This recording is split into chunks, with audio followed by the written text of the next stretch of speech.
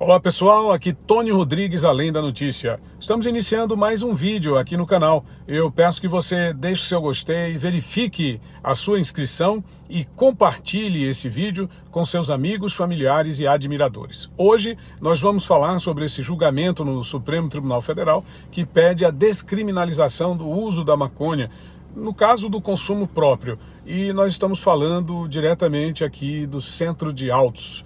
Hoje eu resolvi gravar esse vídeo em frente à casa paroquial e ao lado da Igreja Matriz de São José dos Altos. É o lugar onde eu vivo desde a minha primeira infância. Eu vim para cá, pessoal, aos 3 meses de vida. E aqui eu fiz todos, ou praticamente todos, os meus grandes amigos de uma vida inteira. Aqui eu constituí família, é a cidade que eu escolhi para viver. Então eu sempre gosto de gravar exatamente nestes lugares aqui do centro, e hoje mais uma vez nós estamos conversando, falando aqui diretamente dessa área da cidade, dessa área central de Altos, cidade que fica a apenas 42 quilômetros de Teresina, capital do estado do Piauí, nordeste do Brasil.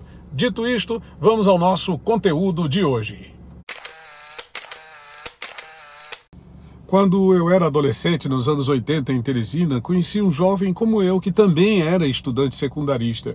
E a gente estudava junto, na mesma classe, e também fazia muitos trabalhos escolares juntos no ensino médio, principalmente na área da literatura e da matemática. Ele era muito bom em matemática e me ajudava. Eu era razoável em português, literatura, e o ajudava. Num determinado momento, ele decidiu seguir o caminho das drogas. E aquilo foi terrível para ele e para os seus familiares, para os seus amigos mais próximos. Por diversas oportunidades eu tive conversando com ele sobre o assunto e dizendo que realmente é muito complicado para você sair de uma situação de uso de drogas, quando a coisa se agrava e se transforma em vício, de modo que era melhor que ele parasse exatamente ali, naquele momento, naquele instante, quando estava começando. Inclusive, por diversas vezes, a mãe dele, que gostava muito de mim, que estimulava muito a minha atuação como escritor, gostava de ler meus escritos e tal, me pediu que conversasse com ele, falasse com ele sobre isso, né? Eu fazia isso, mas não era só para atender a ela. Era também porque eu me preocupava desde sempre com a questão do envolvimento de jovens com a droga. O fato é que ele se envolveu em muitos problemas, inclusive com traficantes, que naquele tempo não era como hoje, mas já havia uma certa gravidade no relacionamento entre o usuário e o tráfico, porque essas duas peças do tabuleiro, elas não distinguem o que seria o uso medicinal, terapêutico, ou o uso por problema de vício. Quer dizer, existe apenas ali o comércio, é um crime que está acontecendo. Um está vendendo, o outro está comprando para consumir. E esse consumo realmente causa um grande problema na vida de qualquer pessoa. Esse meu amigo não conseguiu concluir os estudos, e certamente isso ocorreu por conta da sua dedicação ao uso não medicinal da maconha. Eu não tenho notícia de que ele tenha utilizado outros tipos de drogas. Eu sei bem que a cannabis foi o maior drama de sua existência, que o tirou do caminho da escola, da universidade, de uma graduação, e depois eu não tive mais notícias do nobre amigo. Seguimos rumos diferentes. Eu continuei os estudos, tornei-me um comunicador social, fui trabalhar em rádio, jornal, televisão. E esse depoimento que eu estou fazendo aqui no vídeo não é nenhuma tentativa de afrontar a sociedade, os magistrados, os defensores do uso da maconha, ou de sensibilizar ninguém. É apenas um depoimento, é apenas a minha forma de ver a situação, e que muitas vezes você tem potencial, mas por conta do envolvimento com a droga, seja ela qual for, termina se perdendo e causando sofrimento e dor aos seus amigos e familiares. Talvez de uma forma não perceptível a você mesmo.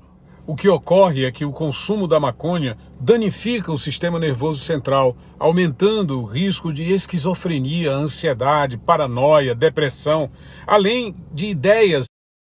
Sem falar que o seu uso provoca síndrome amotivacional, tornando os jovens apáticos e incapacitados para a ação. O noticiário sobre o assunto é realmente muito preocupante, porque mostra uma anarquização nas relações institucionais. O Congresso Nacional já havia aprovado medida que criminaliza a utilização da maconha para uso não medicinal ou para casos em que existe a dependência química, e nesse caso se torna um problema de saúde. Aí o Supremo Tribunal Federal está agora voltando, motivado por uma determinada agremiação partidária que ingressou com uma ação em uma providência em que a maconha é liberada para determinadas situações. Quer dizer, é ou não é um poder que se mete na seara do outro poder. O Congresso Nacional é o único poder institucional do Brasil que é delegado pelo povo. Ali são os representantes do povo tomando uma decisão em nome do povo. E quanto ao Supremo, o questionamento que é feito é o seguinte: quem os elegeu para que eles tomassem medidas em nome da população, em nome do povo? Não seriam eles apenas os guardiões da Constituição? Qual inconstitucionalidade que existe em tornar crime uma atividade que é ilícita? E todos sabemos os danos que causam às famílias e à sociedade. O noticiário diz o seguinte: com 4 votos para liberar o porte de maconha para consumo pessoal, o Supremo já suspendeu o julgamento que discute a descriminalização do porte de drogas para uso próprio. Outro termo, né? Ainda não há prazo para o caso ser retomado. O relator da ação, o ministro Gilmar Mendes, pediu mais tempo para analisar os votos apresentados e ele prometeu liberar o processo nos próximos dias ou semanas. Atualmente, embora seja crime, o porte de drogas para consumo pessoal não leva à prisão. Os processos correm em juizados especiais e as punições aplicadas normalmente são advertência, prestação de serviços à comunidade e medidas socioeducativas. A condenação não fica registrada nos antecedentes criminais. Já a pena para o tráfico de drogas varia de 5 a 20 anos de prisão. E o ministro Alexandre de Moraes viralizou de novo, foi o único a votar na sessão de quarta-feira e defendeu a descriminalização do porte de maconha para consumo pessoal. O ministro ainda argumentou que é preciso fixar uma quantidade mínima para diferenciar o usuário do traficante, que seria de 25 a 60 gramas da droga. O detalhe é o seguinte: o ministro Alexandre de Moraes, quando o secretário de Segurança Pública do Estado de São Paulo, quando o ministro da Justiça no governo Michel Temer, trabalhou severamente contra a maconha, chegando inclusive a colocar fogo para destruir centenas de pés de maconha em operações que eram realizadas tanto pela Polícia de São Paulo quanto pela Polícia Federal ao seu tempo de ministro. E tudo isso termina causando impacto na sociedade. As pessoas não conseguem entender como é que se muda de posicionamento de uma hora para outra, assim.